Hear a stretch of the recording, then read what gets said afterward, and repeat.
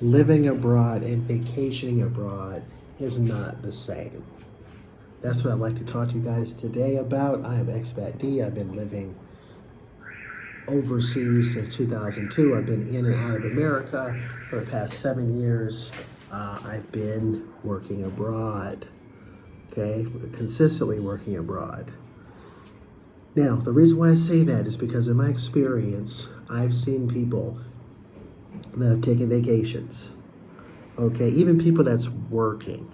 They'll take certain vacations in a destination like a Thailand, let's say. And they love it. That's a place that's really fun, and they'll like it so much they will move there. They'll even take a pay cut to go there, and they end up regretting it. I'm not going to say that you're going to regret moving to Thailand, but just note that your criteria for some place that you want to stay long term and a place that you want to vacation very well might be different. And that's something that you may want to consider. There's a vibe to a vacation. I know when I vacation, my criteria is I like a place that's adventurous. I like a place that's fun, exotic, and I could deal with like the things are cute. You know, let's say if there's a living arrangement that's a little bit different, like apartments might be a little bit smaller than you're used to. You might find that in like Asia, like Thailand. You might find that in Korea. You find that in Japan, and it's smaller, and you're like, oh man, this is different. I have to adjust to it, right? You could be living in a place like China, and when I lived there, you couldn't flush anything down the toilet. So if you had to take a number two, you couldn't, you wipe afterwards, and you have to put that in a garbage bag. It's nasty. Like, I'll do those things if that's my best option. I've done it and I'll adjust to it, but that's not the ideal situation. Like, I'll do it. Part of choosing this lifestyle is to be open-minded and tolerant, and that's something that I could deal with, but that's not the ideal situation. Okay? But those are the type of things like when you are traveling and you're on vacation, it's cute up to a certain point. Even like the exotic foods and things like that, and the transportation. Like typically when I'm on vacation, I ride motorbikes. And I've had that as my main transportation when I lived in Asia. However, there's times where it gets really cold and you're on that motorbike and you're just like shaking and then you're frozen to the bone. And you're thinking to yourself, like, I'm talking about, you have that wind chill factor, and it is just piercing your skin. And you're asking yourself, man, why did I do that? Or you might get groceries and you're trying to carry all these groceries on a motorbike. And you're like, man, it sure would be nice to have a car. Okay, so these are all things where, it's fun, it's adventurous, and you could be somebody that makes that adjustment and you just adapt to your environment. But to me, those are more vacation qualifications. In my experience, working in different destinations, I feel like in a way, in certain things, I've kind of leveled up at each destination to where now, what my criteria is, and pretty much what I have, is when I'm working, and I've been in the same country going on 5 years, I've got a stable transportation. I own a car and I'm driving, okay, a nice car too, okay, which is funny. Years ago, I had a car and it was doing my job. I was living in Syria, and you're talking about old car. This car had like almost 500,000 miles on it. And I didn't know anything about the country, right? I'm thinking like, oh, hey, at least I have a car, right? I'm grateful, right? And I ended up being the oldest car on the road consistently.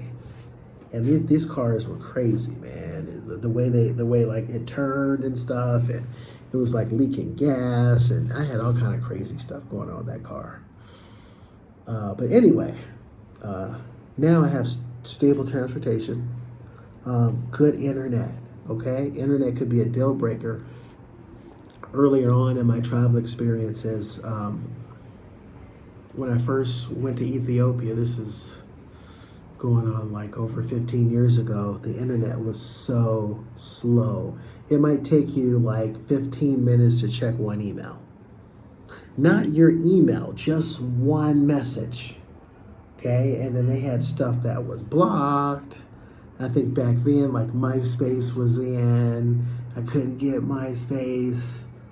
I think only High Five, right? I'm kind of dating myself. So that but the main thing was the internet was so slow, and we have to work. Back then, I was kind of I taught. I was kind of a newer teacher, so I was trying to Google things and get different like supplemental materials. I couldn't do it. Yeah, matter of fact, at that time, I was actually gonna do like an online master's at that time, and I couldn't do it. The internet was so slow. I was like, I can't do it, right? Another criteria for mine is housing. Okay, the housing I have now is nice and spacious. Okay, we've got good internet. Okay, good apartment size, as opposed to what you can get. Now, I'll tell you some crazy stuff in terms of apartments. I've been in an apartment, let's say in China, where when I moved in, it smelled like I was living with the Ninja Turtles.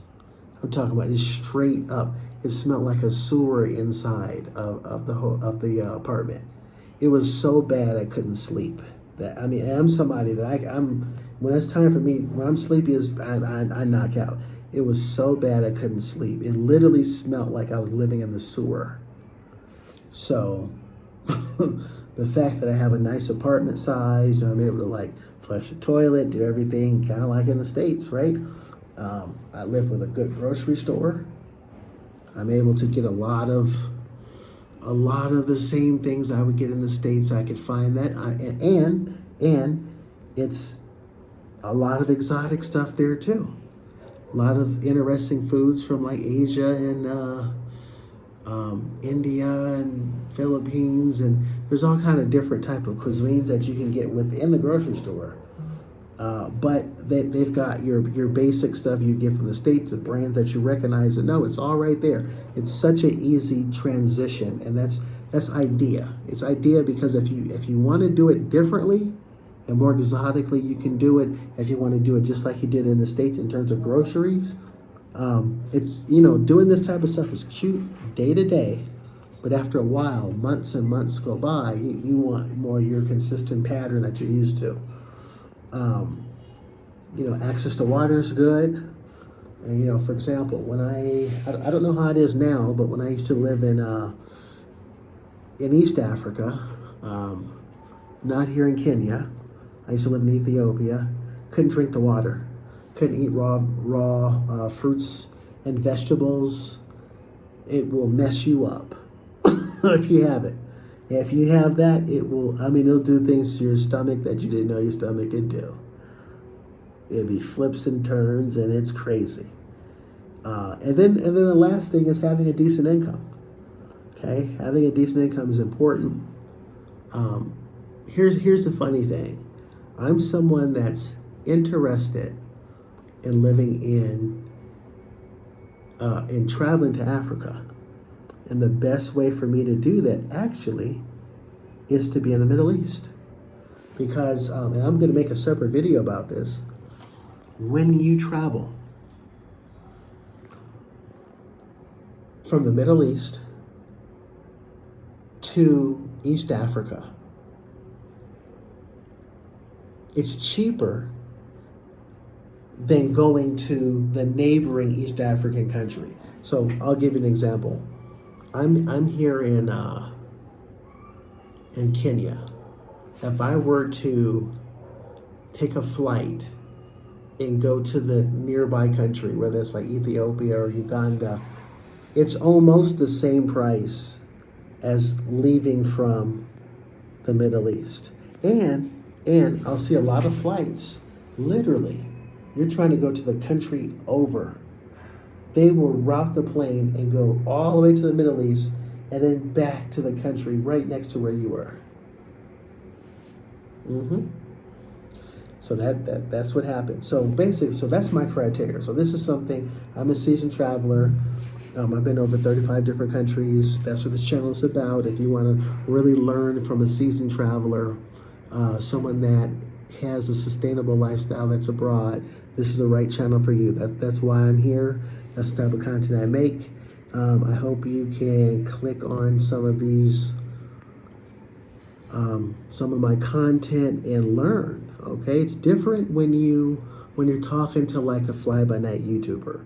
Maybe someone that's traveled to a country and maybe they got lucky, the algorithm liked them and they're doing YouTube. And there's nothing wrong with that. And I'm not saying they don't have value in what they bring to the table. They do. It's a different. They have a different perspective than what I bring. So there's nothing wrong with that. However, who knows how sustainable that's going to be? Who knows how long YouTube's going to be around? Who knows if AI is not going to wipe this whole thing out, and saturate the market. So that's something you got to consider. But yeah, definitely, if you're interested in this type of content, seeing things through the eye of a seasoned traveler, this is definitely the right trend. If you're somebody that's interested in taking that leap, okay, and moving abroad, and you want to hear experiences from someone that's done it, this is the channel for you. All right, so I'm Expat D. Thanks a lot for joining me. Peace, I'm out.